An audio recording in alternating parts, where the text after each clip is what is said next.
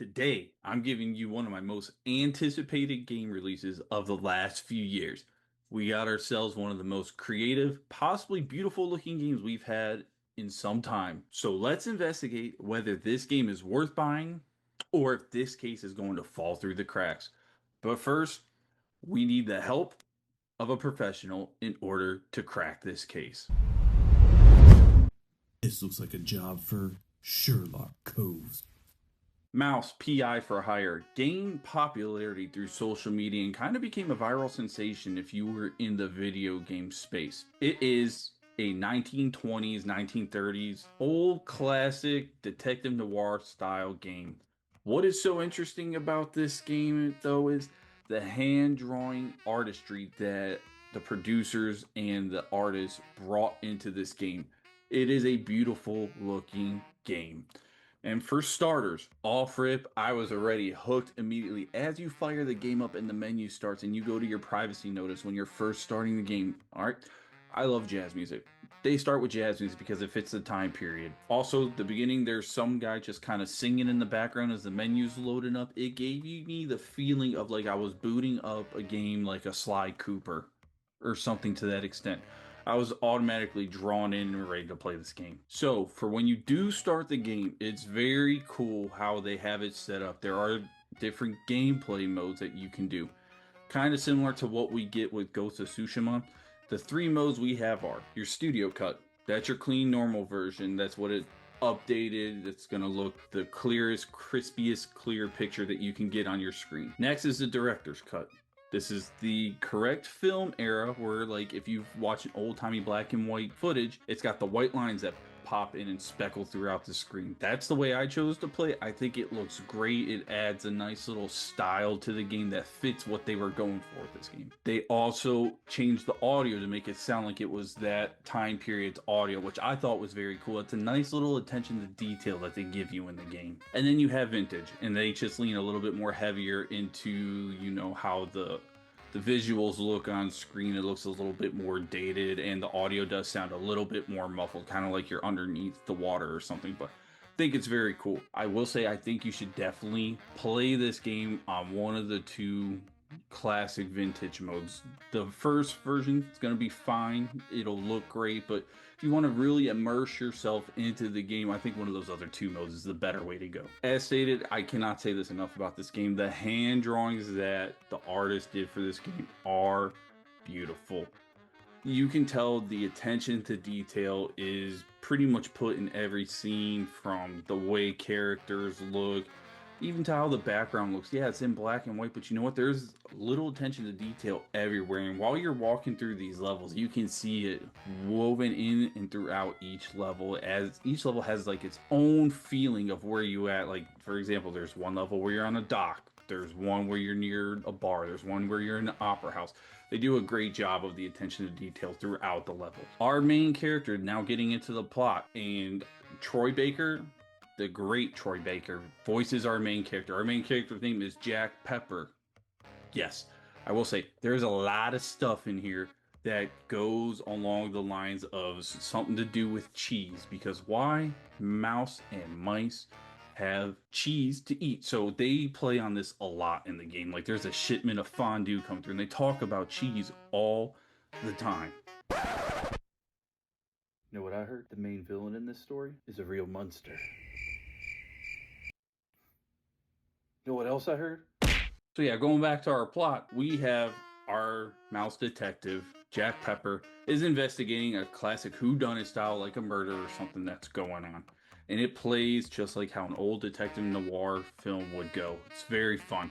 I have not personally beat the game. I've only got about 3 or 4 hours in it, but it's fun. It keeps you engaged, and going into the gameplay, the weapons and the way that the combat is in this game is very fun and rewarding. So I think where this game really shines is through the animations that you get when you find new weapons and the reloading the weapons do. The animations when you shoot somebody, I think, are great. When you go and get the shotgun, the de-varnisher, I believe it's called, some like a gun that uses acid, and it melts these mice, these rats.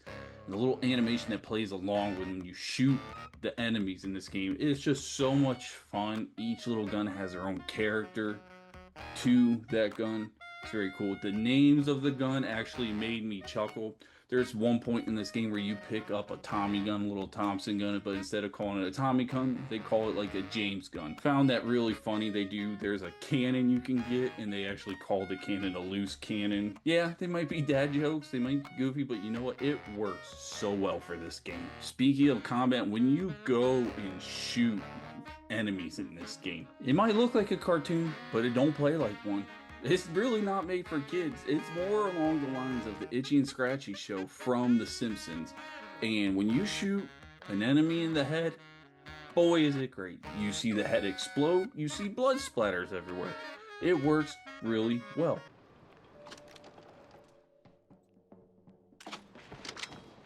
The police block.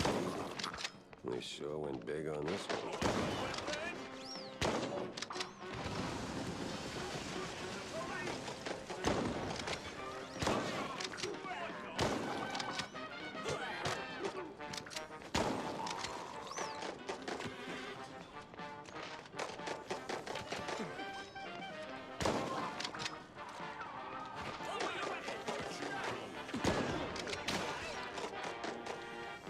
And some call outs and shout outs to other gaming franchises I noticed in this game. At the very beginning of the game, we have a steamboat coming across screen, and the name of the boat is Willie. I'm sure everybody knows what that call out is too, which makes sense because this game and art style is pretty much a direct correlation to the Steamboat Willie cartoons. There's also one spot in the game I noticed, I'm pretty sure they're giving a shout out to the Resident Evil franchise. There's one level where you're walking through a police station and you walk through this one spot, and if you look up, there's a banner and it says, "Welcome, Leon." Pretty sure that is referencing Leon Kennedy's first day in Raccoon City's police department. I believe it's Resident Evil 2 when that happens. I thought that was a little cool. There's other little Easter eggs woven throughout the game. I haven't found all of them. I'm sure I'm going to see more and appreciate them. So when you're playing these levels, I will say this is not like an open world RPG. You're not going to be exploring vast, undiscovered lands that you were waiting to go and explore and find treasures. No. It's pretty linear, but there is some side exploring that you can do. You can find some secret rooms to find some secret, like, bobblehead things that are really cool. The animation you get when you find one is kind of cute and adorable. There are some places where you go and find money, because money is how you upgrade your weapons, and you can buy playing cards for this little card game that's in the game. It's kind of like equivalent to Gwent. Not the same concept, but I'm just saying, like, the overall, like, there's a little side game you can play, and you try to beat all these people in this, like, baseball game, card game that you have. Other than that, though, there's not much for exploration, but the levels are fun. Going back to your level select, I do like what they did here. There is a driving mechanic in this game.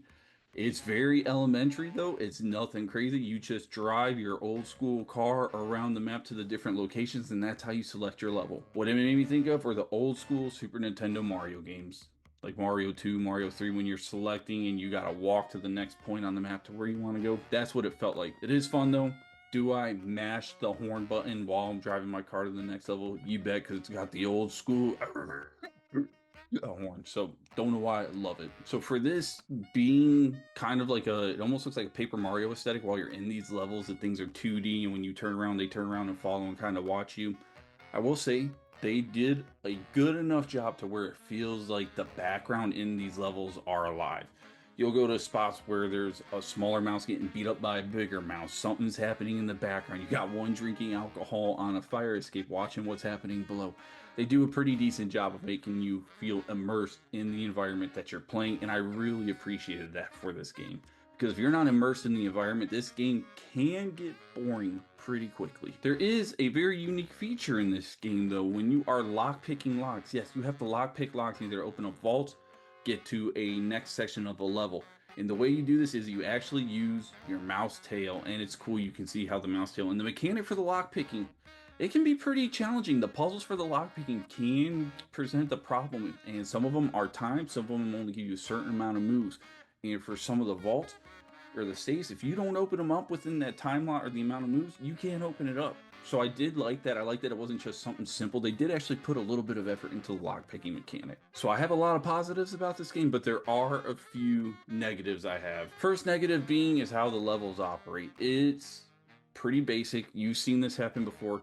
You have to go take out your enemies in this one section, a door will open up, or you got to find a way to get to the next spot. But you can't find that way until after you dispatch of all the enemies. It's rinse repeat. It's very simple. It's nothing creative. It's not going to change the gaming landscape by any means necessary, but it's fun for what you get. With the combat, do feel like sometimes the weapon wheel is not very responsive. Now, I play on console. When you're going to switch weapons, you have to hold a button and then flick your thumbstick to which weapon you want to use. If you don't have a weapon that's already equipped, like you can swap between two weapons. Other than that, it feels clunky at times, but it's not a big negative point for me. I just did feel it wasn't as responsive as I would like it to be in combat situations, especially in situations where like you're fighting a boss or you're fighting a large group of enemies. You do run out of ammo pretty quickly, and I do feel like the levels do cater to you for using certain weapons on certain levels, because you won't find ammo for some guns, but you'll find ammo plenty for the other guns. But my overall feeling for this game, and going into my rating, guys, this is a very fun game. I think you're gonna enjoy it. The best part about this game is it's only $30. I honestly think that this is a steal for the value that we're getting. So many of these games are $70, or they want you to pay $100. Madden, where you spend all this money, you get a half-finished product. The team that developed this game and the voice actors and everybody involved, you could tell that they put passion into this project. It's only $30, but you know what? The gameplay is great. The story is fun. The immersion into the time period and making it creative enough to where you're playing as a mouse. It sounds like a goofy concept on paper, but they did a great job. They did an awesome job marketing this game over social media. And again, the artwork is just beautiful. The cartoon style games look great. Like Cuphead looks amazing. I really like this style game. I hope we continue to get more along with this. This is definitely worth going and purchasing at $30. If you like story-driven games, it's going to be a fun time. If you like shooters, you probably enjoy this. It's a little bit different entrance into the first-person shooter genre, but you know what? It's fun. It's an easy, simple, turn your brain off, just follow a story and have fun while you're doing it. So I'm going to say Mouse P.I for hire. It's definitely worth buying at full price and playing. Thank you for tuning in to another episode of Coda's Cove. Hey, like the content, leave a like, subscribe, but most importantly, be a friend, tell a friend, come on down to the Cove because the water's fine. Thank you.